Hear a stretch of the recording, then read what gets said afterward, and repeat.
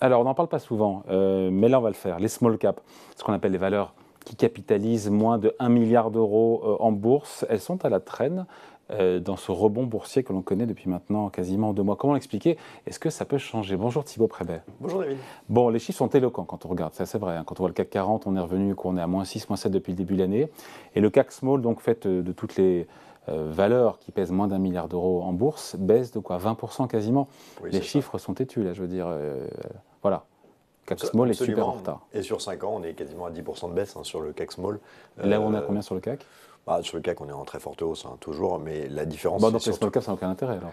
On finit l'émission comme ça, non? J'étais ravi.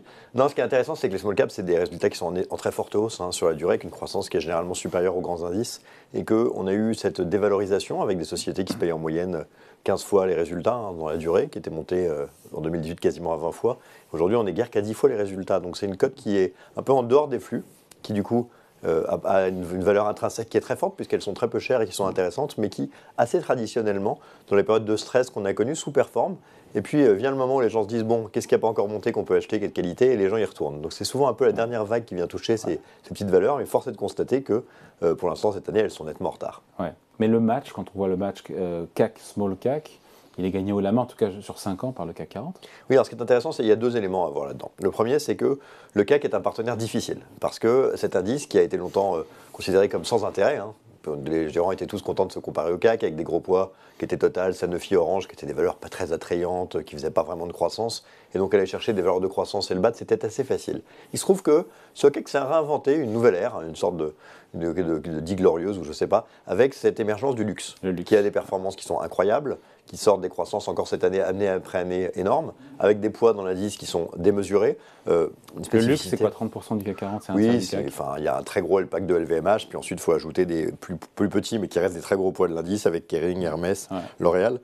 Et donc ça devient quelque chose d'énorme. Et ce qui est intéressant, c'est que c'est sans équivalent. C'est-à-dire que les d'autres indices de la cote ont entre 0 et pas beaucoup de luxe. On en aura un peu en Suisse, mais si vous allez dans les autres pays, Allemagne, Royaume-Uni, États-Unis, c'est complètement inexistant. C'est le luxe qui fait la performance du CAC 40. Il y a un c'est biais. le luxe qui fait la performance du CAC 40. Alors c'est un peu moins vrai cette année, même si ça tient très bien. Et par contre, sur les années précédentes, ça a été un rouleau compresseur. Si on enlevait le CAC 40 hors luxe, on n'aurait jamais eu ces résultats-là? Jamais. Vous voyez bien, c'est-à-dire qu'une société comme LVMH qui a dépassé les 10% de l'indice, c'était encore 2% il y a quelques années. Donc pour passer de 2 à 10 d'un indice, il faut quand même avoir des performances qui parlent d'elles-mêmes. Et donc le premier point est de rappeler que le CAC surperforme depuis quelques années tous les autres indices. Et donc c'est sûr que c'est déjà quelque chose qui est difficile à battre. Et à côté de ça, il y a effectivement ces petites valeurs qui, elles, ont été beaucoup moins recherchées, particulièrement ces derniers mois, et qui du coup ont pris un retard qui ne me semble pas légitime, mais qui est assez cohérent avec la phase de marché qu'on a connue. Voilà, donc c'est excessif, c'est pas parce que ces boîtes elles sont plus sensibles à la conjoncture, donc quand elles se dégradent et qu'elles se retournent, c'est elles qui morflent en premier, c'est ça? Alors il y a deux éléments. Il y a des éléments, on va dire, concrets, on peut appeler microéconomiques, et puis des éléments de marché. Le premier élément qui est le plus simple, c'est les éléments de marché. Quand vous avez un marché qui commence à rebondir, vous voulez attraper le rebond. Donc vous allez sur les grosses valeurs parce que c'est ce que les gens achètent, parce que c'est des valeurs aussi qui sont dans les trackers, dans un marché qui est devenu très systématique avec beaucoup d'achats de gestion passive. Et donc vous voulez être dans les trackers, vous savez que tout le monde va acheter du CAC, il y aura plein de LVMH dedans, donc vous achetez du LVMH, vous prenez votre rebond. C'est un peu basique, mais c'est quand même ce qui se passe au moins en première attente. Et c'est ce qu'on a vécu maintenant depuis fin septembre. Exactement. Le marché est bas, on achète tout ce qui va remonter, et ce qui va remonter, c'est ça. La deuxième étape, c'est de regarder d'un point de vue un petit peu plus micro. Et là, on voit que, en réalité, les small caps sont assez agiles et se sortent très bien de ces situations, mais que c'est vrai que si on a peur d'une situation où les banques sont un peu plus attentistes, prêtent un peu moins, on va avoir un peu moins d'affacturage, où il va falloir négocier avec ses fournisseurs, c'est plus facile quand on est énorme que quand on est tout petit. C'est vrai qu'on sent que les embûches actuelles, en tout cas sur les 6 derniers mois, sont peut-être un peu plus prégnantes pour les petites valeurs que pour les grosses. Objectivement, dans les résultats, ça ne se voit pas particulièrement, mais c'est toujours quand même un peu plus difficile pour naviguer dans ces périodes-là. Et arrive le moment où, quand les marchés ont remonté, les gens s'intéressent en se disant, bon, il y a quand même des trucs qui valent rien et qui marchent bien, et donc c'est le moment d'y aller. pourrait prendre le relais.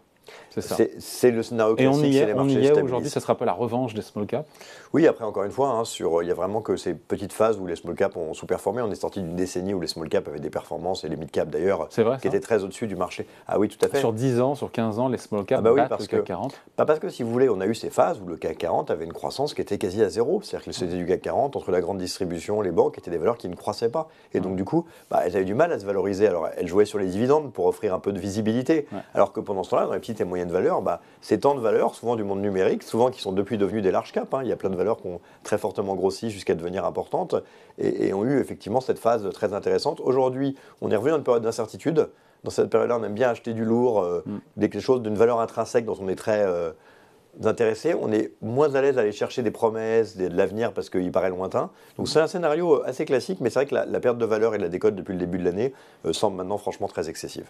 Bon, voilà. Et encore une fois, sur longue période, on a les mêmes statistiques sur 10 ans, 15 ans, 20 ans qui montrent que les small caps surperforment. C'est plus volatile, bien sûr, mais que ça surperforme. Et attention, il ne faut pas oublier une chose quand même, c'est qu'on est aussi dans des sujets de composition sectorielle qui sont assez riches, assez diversifiés dans les small mid cap. Souvent, beaucoup de valeurs du monde numérique, beaucoup de valeurs dans les CS2I, qui sont les secteurs qui ont fortement surperformé dans la durée, à une période où le CAC était assez comblé de secteurs qui n'étaient pas terribles. Ouais. Donc c'est aussi un moyen d'aller chercher dans les portefeuilles des diversifications sectorielles intéressantes quand on n'a pas envie de chercher à tout prix des banques ou du luxe. Sauf que en phase de remontée des taux d'intérêt, ces boîtes-là qui sont assez bien valorisées trinquent plus que les autres. Ah oui, si ce n'est qu'aujourd'hui, cet écart de valorisation, il est devenu inexistant. Donc on n'a plus du tout cet argument ou cette crainte d'avoir des sociétés trop chères, puisque le marché est venu sécher ça d'une manière assez importante, comme on l'a vu sur d'autres indices ou outre-Atlantique de manière assez claire. Donc un retard qui pourrait être comblé sur les small caps. À surveiller en tout cas, mais c'est sûr que si le rebond se poursuit, il ne pourra pas échapper aux small cap. Bon allez, merci beaucoup. Point de vue signé Thibaut Prébet pour la financière Arbevel. Merci. Merci. Ciao.